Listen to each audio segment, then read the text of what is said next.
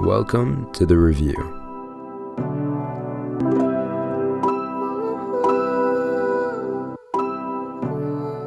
of the Galaxy Z Fold 2.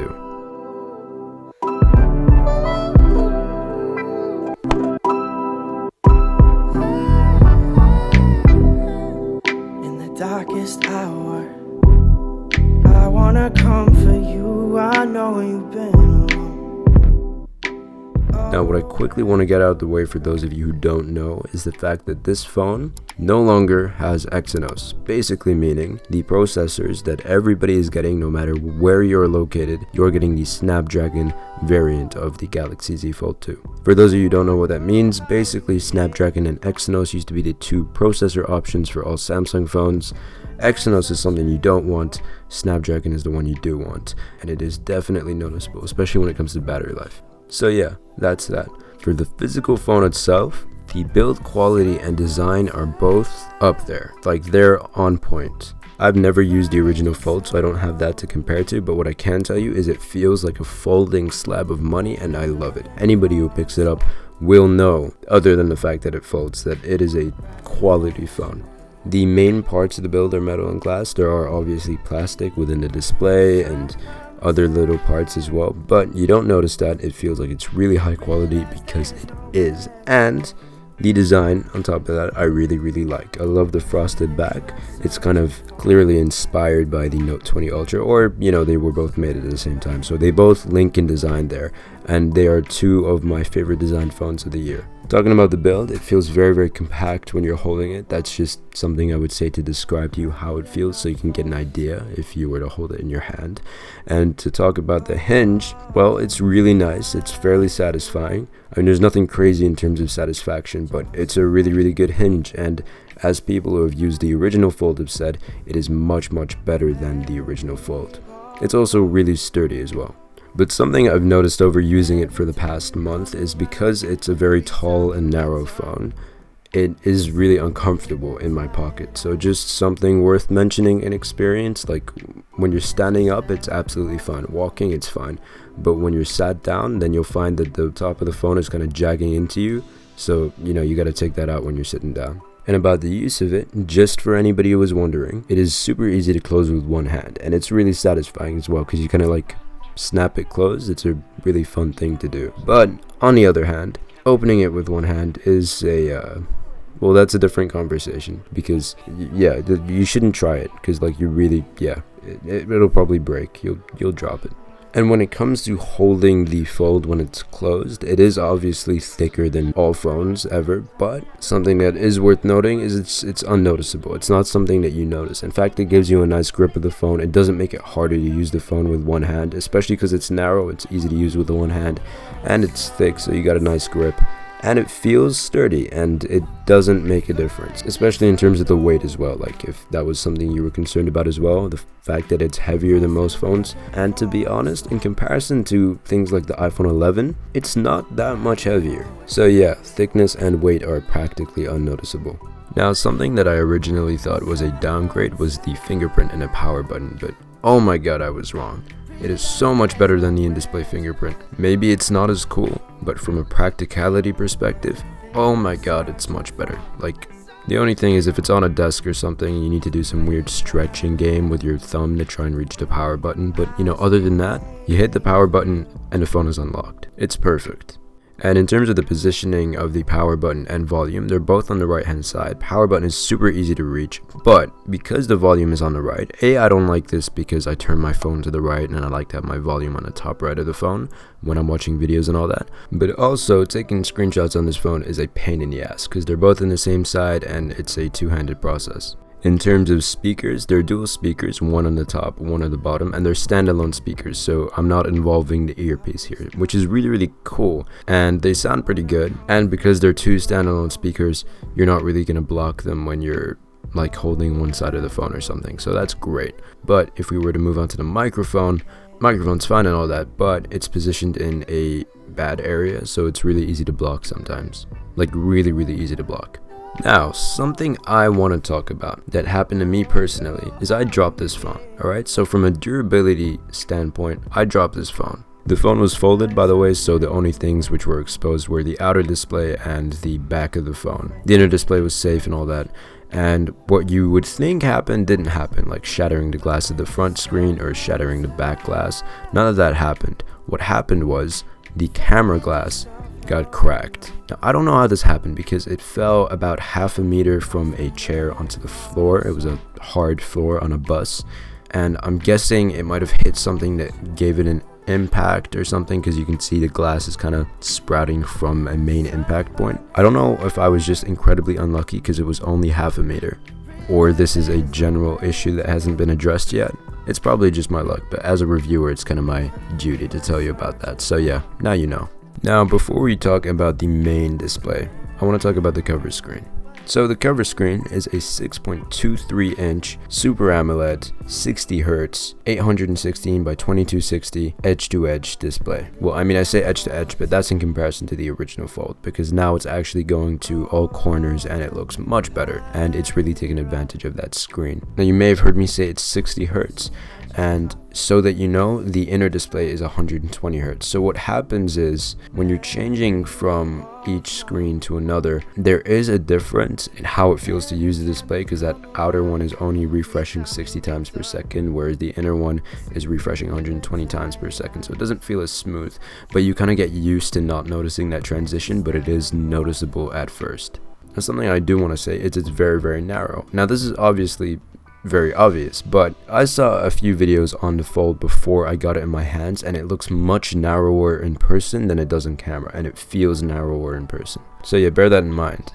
But because it's so narrow, it is really nice to hold, but it is inconvenient in terms of the content and functionality aspect, like watching videos or typing especially. So you really do have to kind of concentrate on not messing up when you're typing.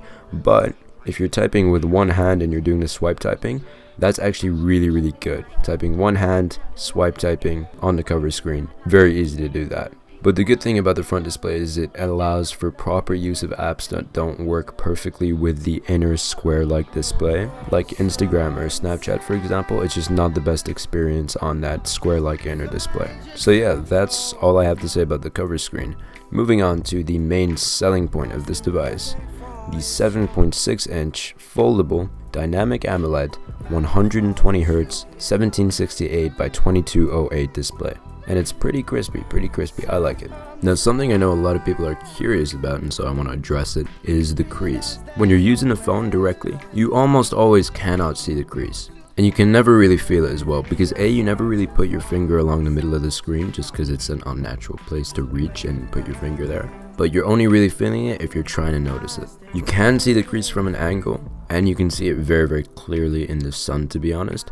But overall, whenever you're using the phone, the crease isn't something that you're constantly thinking about or looking at. Very, very easy to ignore for the times that you can see it. And an underrated feature of a folding phone is, say you're like, stuck in someone on Instagram and a friend is trying to like their post. All you gotta do is snap it closed, and those assholes can't like the post. How cool is that? Like, when you do it in the moment, it's I don't know. It feels good, I guess. But anyway, for those of you who are gamers, gaming on here is so cool. So cool, especially you kind of like halfway fold the phone a little bit, just slightly. It's really cool, like playing Call of Duty, 120 Hz, folded, big screen. Looks great, and obviously it's handled very, very well by Snapdragon. So gaming is pretty cool on here. And the use of the big screen here doesn't just apply to gaming, it also applies to videos. It's really, really nice. You are getting those black bars in the bottom and top, but overall it's still a bigger video than any other phone, so it is pretty nice. All the first-party apps are really, really well optimized for this new aspect ratio, and this includes multitasking as well. So Samsung have worked hard here into making the multitasking experience very flawless and work very, very well, and it is very, very nice to use. This also applies to most third-party apps. They mostly look very nice and very well optimized. Sometimes it doesn't work well. Instagram is definitely one of those apps. You can force all apps to resize to the aspect ratio, but sometimes it just won't look right. Especially if I'm posting a story with the inner display. My story on Instagram ends up being a square, so, And this is just the problem with Android, since app developers have so many devices that they have to adapt their app to. They have to do a general optimization that applies to all Androids, so it's not perfected on different devices. Whereas with Apple, they can have their developers suited to each individual device, and then it looks very, very professional and optimized. So that's a general problem with Android. We can expect developers to optimize their apps for foldables in the future, but I don't think it's going to happen quickly. Now, if we were to talk about typing on the big screen, it does take getting used to, but it's nothing crazy. It is pretty easy to type on that inner screen. And in general, using the inner screen with one hand is very, very possible. The phone is just the perfect size to be able to balance it there, and you can kind of reach within pretty much most things from the bottom right of your phone, or bottom left if you're left-handed. And having that big screen is pretty cool when you're using the camera app because it takes up the entire screen. Just kind of a nice thing there. No other phone is really capable of that. But a con with the main screen is that it gets a lot of fingerprints, and they're not as easy to rub off. The inner screen is plastic on the outside, and the outer screen is obviously glass like most phones. So the glass obviously gets fingerprints, but you can rub it off pretty easily. The main screen though, it's like those fingerprints get stuck to it. So it's one of those things that you can't really do anything about, and when the phone is in the sun and it's open, you can see all the imperfections, the crease, the fingerprints. Doesn't look great. And that is pretty much the inner display. But with the inner display comes a fold, and with that comes other features you can do, such as tent mode. So you have the outer display kind of facing you as if it's on a stand. Pretty cool. Within my overall experience, I gotta say I've been using both screens, I would say, to an equal amount. I wouldn't say I use the inner screen more. I probably wouldn't say I use the cover screen more, but if I was to side towards one, I would say I actually use the cover screen more than the inner screen. But other than tent mode, you're also getting flex mode, so you can kind of have the phone sat there halfway up, and you can use this as like a tripod, which is pretty cool, and it can stay between 75 degrees and 115 degrees.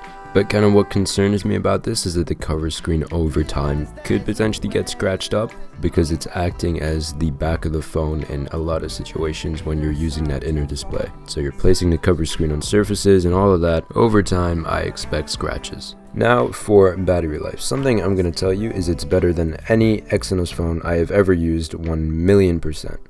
Even though it's got two screens, one is 120 Hz. So yeah, but anyway. To tell you how long it's lasted, I unplugged it at 7:30 a.m. at 100%. At around 9 p.m. that day, I'd spent about 2 hours and 37 minutes of screen time, and it was at 30%. And then by 10:53 p.m., I'd had 3 hours and 53 minutes of screen time, and that's when it died. I had 120 Hz on, full brightness all the time, was using both screens, and I spent around an hour on Instagram, 40 minutes on YouTube, and 40 minutes on Netflix. So just under 4 hours. It did last me a day. There are days where it lasts me a bit longer, so that's around, like, that's a rough number. I guess you're not going to get that every day. You could get more, but that was my experience on the day that I decided to measure the battery life. Now, let's move on to the cameras. As you may have seen in other reviews, you can now have a preview on the camera on the cover display with the back camera. So it's pretty cool. Like, you could probably do some vlogging or something. You can see what is going on even if you're not directly in front of the main screen. Whether you like or dislike this phone, you can admit that's pretty cool. Now for the cameras themselves, they're good cameras, you know, they're meeting the standards. They're not like Note 20 Ultra level, but they are very good. So let me show you some of the shots. Look, I don't want to influence my opinion on you here. This is why I'm showing you the shots so you can get your own judgment. But overall, with the experience of the camera, what would I rate it? I would say it's a pretty good camera, nothing crazy, but it definitely hits those expectations for the camera in a 2020 phone, so that's good to hear. And it does that confidently. And one of the things I really like about it, like most of the phones recently, are because they have larger sensors, they have a shallower depth of field, so basically the background is more blurred when you have a subject relatively close to the camera. So it's kind of like portrait mode or live focus, except it's not digitally adding that blur, the blur is actually physically there. Something from my perspective that's worth pointing out is I think the dynamic range is really good, especially in this picture. How you can see just those clouds look so detailed and the colors look so right.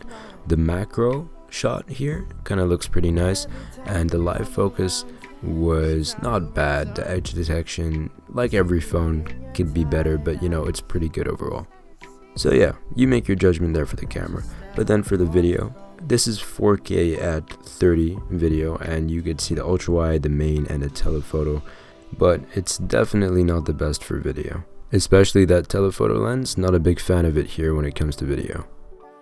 So yeah, those were the camera shots. Now this phone comes in at £1,800 if you're in the UK, or $1,900 if you're in the US. It's obviously a pricey phone, and like, I wouldn't say it's unjustified. I would say it is justified, because considering the new technology and all of that, obviously it's going to be at a high price, and it's much less than it was last year for the original Fold. So they are going down. Samsung are working to that kind of point of bringing it down in price.